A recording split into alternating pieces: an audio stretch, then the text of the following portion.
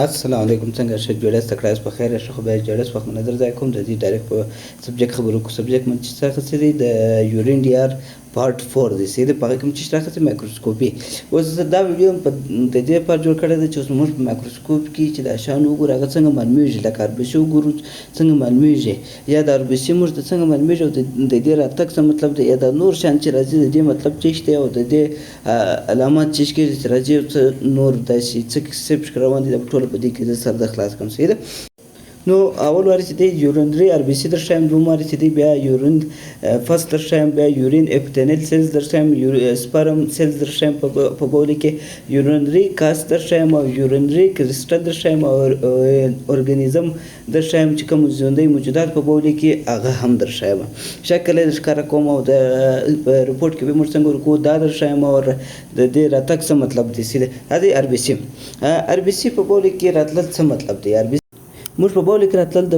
اربسیان یعنی په زیات تعداد باندې یعنی های نمبر باندې د دې مطلب دا دی چې موږ په پښتورګي یا کوم یورینري ټریټ کې یو مسله ده یعنی پرابلم دی یورینري ټریټ هغه ته وایي کېږي یعنی د مثانې د پښتورګي سوینې سه بیا راځي د مثانې پر د بول د رسولو پر کوم چې موږ د نارینه یا د زنانه یا پینس یا د کوم جنا چې د دې سه بول وتل دردا ځای پر دې ته ټولو ته یورینري ټریټ وایي کېږي نو دوی یا په پښتورګي مسله ده یا په دا کوم بول پایپ چې دی یا مثانه چې ده یا پینس یا وجینا په دې کې مسله ده یا انفیکشن کېدای شي یعنی یو میکروب کېدای شي بکټریا کېدای شي فنګس کېدای شي یو بل داسې وایرس کېدای شي دغه د وجې څخه د اربسي روان دی یا ډبره کېدای شي زموږ په پښتورګي کې یا ډبره کېدای شي چې د اربسي راځي ډبره چې کله پرته وي په پښتورګي کې پښتورګي چې دی بیا زخمي وینه رواني یا ډبره چې د ډېر وی خو دې خواته کېږي چې هغه پښتورګي زخمي کې دغه د وجې یا کډني انفلمیشن دی کډني انفلمیشن مطلب دا دی چې پښتورګي پړسېدلي دي دغه د وجې څخه هم اربسي راځي هلته پښتورګي سره زیانمن وي دغه د وجې هم یا انجري یعنی د پښتورګي چې دا خوږ د دې د وجې هم راځي یا یورینري ټریټ کینسر کېدای شي یعنی یا په پښتورګي کې کینسر کېدای شي یا د پایپ کې کینسر کېدای شي مثانه کې کینسر کېدای شي کینسر مطلب دا دی یو سرطان د وجې څخه دا کېدای شي د په بولو کې وینه را روانې شي نو په دې وجې د سره وینه اربسي او د دې شکل داسې دی چې ګوره د ګول وول وینې په مایکروسکوپ کې چې ولې دی ګول وول دی په دې کې نیوکلیس نه ساده دی داسې په عکس کې به مینه ده کې د ساده دی او د دې راتګ چې د نور مسلې هم کېدای شي په ځنانو کې چې راشي هغه کېدای شي مریضي ولري دغه د وجې هم د دې اربسي پر دغه روانې یا یو بله داسې مسله په کې راتلی شي صرف راځو اوس ګورو دوم نمبر باندې پس سیل ته وایټ بلډ سیلز هم وایي وایټ بلډ سیل په څه شو ته وایي مخکې هم ساعت خلاصون دلته هم درته وایټ بلډ سیل چې دی دا کله چې دی دا د پس سیلز آر د کلیکشن آف ډیټ نو دی څه وایي دا کوم پس چې دی دا کلیکشن یعنی جمع کړي چې دی یا سره یوځای کړي دي دا ډیټ سیلز دي یعنی مړه شوي حجرې دي کومې مړې حجرې دا چې کله سپینه وینه سره مړه شي ګره سره یوځای شي نو دې څخه پس جوړېږي نو په دې وجه هم دې ته پس سیل وایي یا وایټ سیلز ورته وایي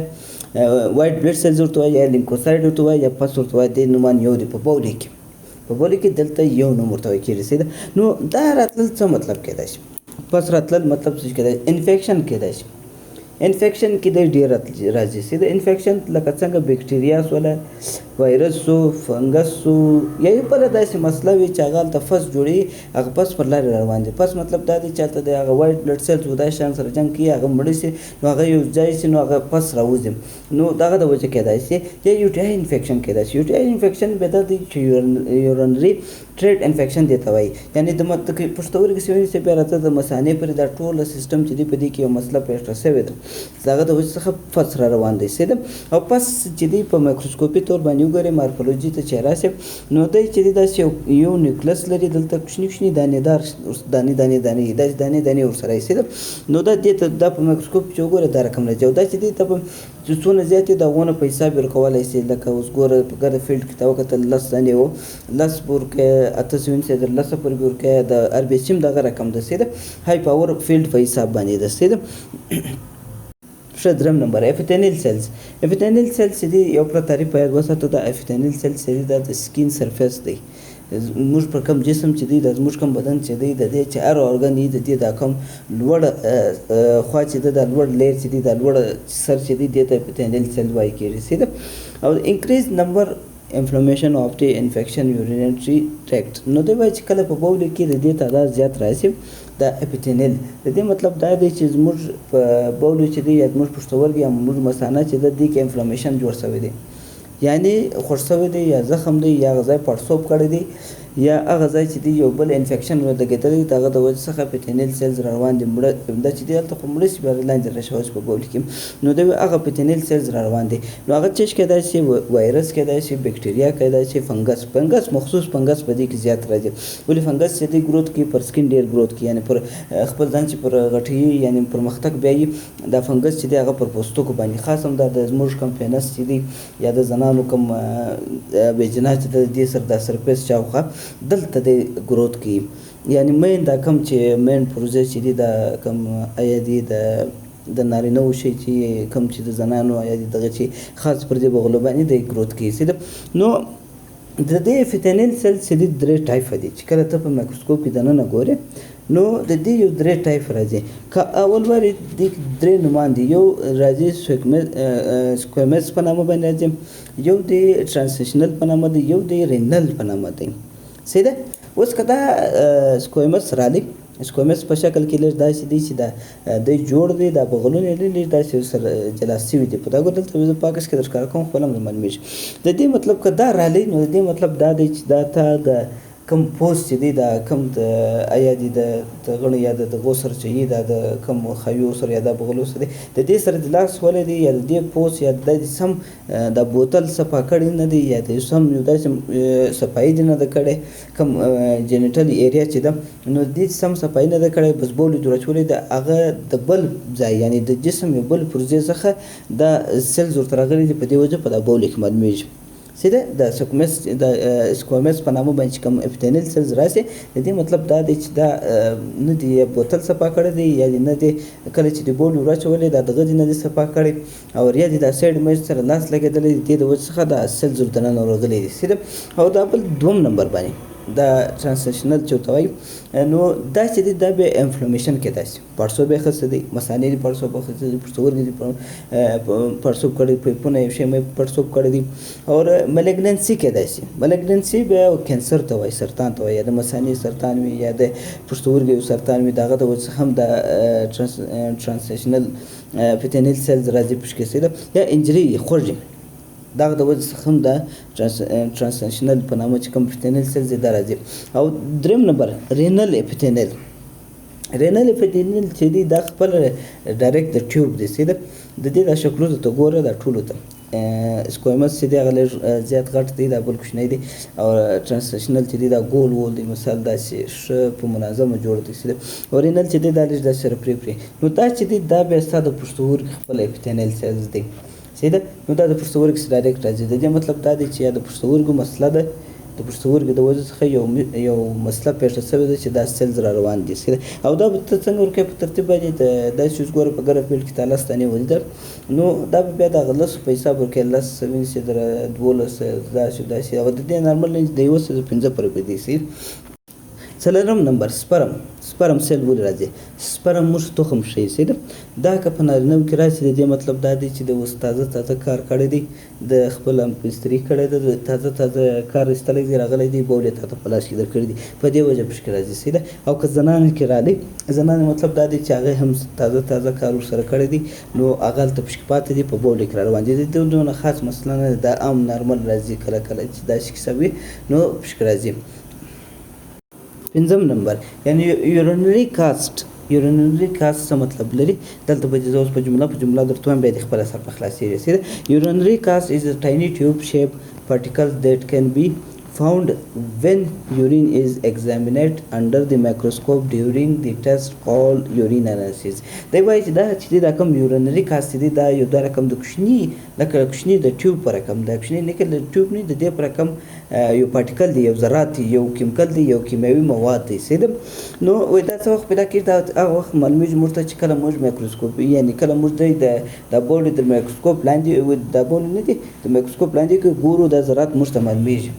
او هغه ټسټ ته وایي کېږي یورین انالیسیس یعنې د یورین ډي آر درشي دا ټسټ شي. سیده راځئ چې مخته ځو. یورینري کاسټ may be made of white blood cells, red blood cells, kidney cells or substance such as protein or fats. نو دوی وایي چې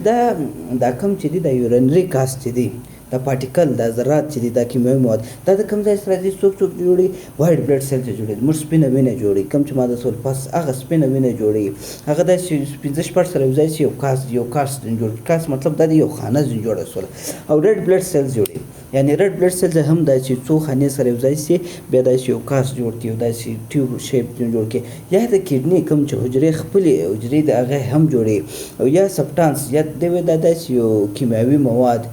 یا یو بل مواد کېدای شي او یا پروتین خپله جوړي زموږ په جسم کې چې کوم پروتین دی یا د پښتورګي کوم پروتین دی یا پښتورګي ته چې کوم پروتین ځي د هغو د وجې هم دا یو کاست جوړ شي یا فیټس یعنې هغه غوړو هم جوړېږي زموږ په جسم کې ځینې غوړې چې فلټر کېږي هغه غوړو د وجې څخه هم دا کاست جوړېږي سیده نو دا څو کاسټ دی چې جوړېږي په څو قسم دی په ټایپ څو دی سیده اصل اول ټایپ باید وساته ډېر عظیم هیلین کاست دی سیده هیلین کاست چې دی دا په ډېرو کې راځي هغه به قسم ډول دی سیده هیلین کاست چې دی دا یو پروتین د وجې څخه جوړېږي چې هغه ته وایي کېږي یوروموډیلین په نامه باندې نو هغه د وجې څخه دا راځي دا چې څه وجه کېدای شي زموږ په جسم کې چې دا راشي هغه موږ یا اوبه نه څښو دا جسم ډیهایډریشن نه ساتو یعنې اوبو سره نه ساتو اوبه دونه نه څښو د هغه د وجې څخه بیا دا هیلین کاست په ګولو کې را روان دي یا اسټرونومس کېدای شي و اسټرونس کوم چې ایکسرسایز دی چې ته تیز ایکسرسایز وکړې یا په زور ایکسرسایز مطلب دا دی چې ته یو داسې ورزش وکړې چې هغه ډېر تیز وي سخت ورزش وي دروند ورزش وي د هغه د وجې هم د هیلین کاست راځي یا څه مطلب کېدای شي یا کرونیک کډني فیلر دی یعنی زړه چې کوم د پښتورګي فیل شوی دی د هغه د وجې هم دا راځي سیده او ریډ بلډ سیلز کاست نو دوی وایي دا ما وختې درته ویلې چې د کومې سرې وینې کاست چې راشي دا د ریډ بلډ سیل مطلب دا دی چې سره وینې کاست نو څو اربیسیانې سره یو ځای شي یو کاست جوړ کړي د دې راتګ مطلب دا دی چې بلیډینګ ډېر زیات دی په کوم ځای کې هغه کوم چې نیفرون ورته وایي پښتورګي کوچني ریښې دي هغه کې نیفرون دی په هغه کې بلیډینګ زیات وي نو دا د هیلین کاست په شیپ کې راځي صحیح ده نو شیپ د شکل چې دی دا کاست وکړي فرست سیلز کاست نو فرست سیلز کومه ته وخت ویل چې کوم ډیډ سیلز چې دي ډیډ وایټ بلډ سیلز نو دا هم دا چې په یو خانه کې جوړي زه د عکسونه هم ورته سره ښکاره کوم خپل صبح نو دا هم داسې په د عکس کې چې ګورې دا رقم داسې خانه کې جوړ شي نو د دې راتګ هم د دې مطلب دا دی چې زموږ ایمیون سیستم چې دی اکټیو دی دغه انفیکشن خلاف اکټیو دی یعنې دغه ریسپانس یې ښکاره کړی دی یعنې کوم انفیکشن چې راغلی دی دغه خلاف د خپل ځان ښکاره کړی دی نو دې وجه دی دلته زیات را روان دی یو ځای سوي دي سره په یو کاست کې را روان دي صحیح ده دا کاست چې دی دا ګره سره یو ځای زه په عکسو کې هم در ښکاره کوم یو دی ګرینولر کاست ګرینول چې دی دا د هیلین یو ټایپ دی صحیح ده دا د دانېدار یې په د ګرینو مطلب دانېدار دی دا دانېدار کاست را روان دی یا د خانه را روانه ده نو دې مطلب راتل یا په د عکس کې د وینې دی څنګه رنګ دی نو دې مطلب دا دی چې کډني ډیزیز دی یعنې د پښتورګو مسله ده صحیح ده او یو بل دی ویکسي چې دی دا د هیلین ایډوانس دی ایډوانس مطلب دا دی چې دا هیلین کاست چې دی دا بیا په شکلو سره ځي یا پلایو سره جمع شوي راشي نری خام رنګي بیا تیز نو دا ویکسي چې دی دا اخري او لاس او هغه سټرونګ دغه دی مطلب سخت کلک کوم چې پر ایډوانس لري پرمختګ دغه دی ویکسي دی د دې بعد بل شی راځي هیلین د صرف نو دا دغه ماډل دی د دې مراتب د دې مطلب دا دی چې کرونیک کډني فیلر کېدای شي زړه د پښتورګو مسله کېدای شي او فیټي کاست نو د دې مطلب دا دی چې دا کوم فیټس روان دي دا فیټس یعنې زموږ په جسم کې چې کوم غوړ روان دي دا بیخي زیات دی دا دلته داسې د کاست په خانه کې را روان دي داسې خانې په خانه کې را روان دي یعنې کوم لیپیډ چې دی هغه داسې په خانه کې را روان دي غوړ په خانه کې را روان دي دا چې څه کېدای شي نیفرایټیک سنډروم کېدای شي یعنې د پښتورګو کوم چې نیفرون چې دی د هغو یو معلومات کېدای شي یا د کډني ډیزیز مسله کېدای شي د پښتورګو یو مسله د وجې څخه دا را روان دی شپږم نمبر کرسټل یا یورینري کرسټل لفظ په یاد وساته چې دا هر وخت رالی په بولي کې د دې مطلب دا دی ډبر زموږ په جسم کې د ډبر یعنی هغه خپل قسم نومان چې هغه جلا خبره ده لیکن دا ډبره ده سیده کرسټل و ډبرې ته وایي زه به د دې کوچنی تعریف درته وکړم بیا به ځو چې دا چې شو راځي او څه نه دی سیده کرسټل in urine occurs when there are too many minerals in your urine and not enough liquids نو دی وایي چې دا زموږ په جسم کې چې کله دا کرسټل هغه وخت جوړېږي هغه وخت راځي چې زموږ په جسم کې منرل زیات شي منرل چې په دې باندې بیخي غټ سیریل جوړ کړی دی. غذا هغه غذا چې د یا معدنیات چې زموږ په جسم کې سي یا کیلشیم یا نور داسې شیان وي دغه د وجې څخه نو دی وایي چې هغه منرل زیات وي زموږ په پښتورګي کې چې هغه منرل زیات یا زموږ په جسم کې چې هغه منرل زیات دی چې موږ کله اوبه نه څښو یا اوبه نه راچوو نو د هغه د وجې څخه بیا یو کرسټل جوړ شي. نو دلته لاندې په لاندې جمله کې اوس سر د خلاصې سي د ټایني پیس کلیکټ اینډ فورم ماس. نو دوی دا کوچني کوچني ټوټې سره راټول شي او ډله جوړه کړي یعنې یو ډله جوړه کړي یعنې یو ډبره جوړه کړي یو ماس جوړ کړي. یو وخت یې اورېدلي وای په پښتورګي کې ډبره جوړ شي هغه څه وجه خو دا وجه په جسم کې منرل پراته وي د ډېر وخت منرل پراته وي اوبه نه ورځي اوبه موږ کمې شو هلته دې څه چمو کې دا پښتورګي څه چمو کې سره ټول یې کې دا منرل بیا د دې څخه یو ماس یو ډبره جوړه شي یعنې سره یو ځای شول ولې هلته اوبه نشته په دې وجه دا وځي نه هلته پراته وي په دې وجه باندې د دې څخه یو ډبره جوړه شي صحیح ده. نو دا کرسټل چې دی دا بیا قسم قسم دی صحیح ده او ځینې کرسټل چې دی هغه په بولو کې ډېر مسله سړي ته جوړوي د بغل درد د یو بغل یا د پښتورګو تکلیف سړي ته جوړوي. ځینې کرسټل چې دی هغه تکلیف ته جوړوي په بولو کې پرتې چې تر څو پورې ستا بولې نه بندې شي نو دې مسله نه جوړوي صحیح ده. او کرسټل یا ډبره چې په بولو کې راځي د دې کمنټ چې دی ته وایي کېږي کرسټل یوریا په نامه باندې صحیح ده. نو د دې په کوم قسم کې راتلی شي ډېر قسم دی ما اوس لږ د شارټ فارم دپاره یو ویډیو راخیستې په دې وجه وایي دا سکرپټ لیکلی په دې وجه. نو اول وار دی یوریک اسید کرسټل زموږ په جسم کې چې کله یوریک اسید زیات شي د هغه یو ډبره جوړېدل د هغه کومه ډبره جوړېدل هغه راتلی شي. یوریک اسید چې دی بیا په دې ما ډېر غټ ویډیو جوړه کړی شي کیلشیم اکزلیټ کېدای شي ډي هایډریټ دا ګوره دا شکلونه یې ملته ورسره معلومېږي شي یا کیلشیم اکزلیټ مونو هایډریټ کېدای شي یا هایپریک یوریک اسید کرسټل کېدای شي ट्रिपल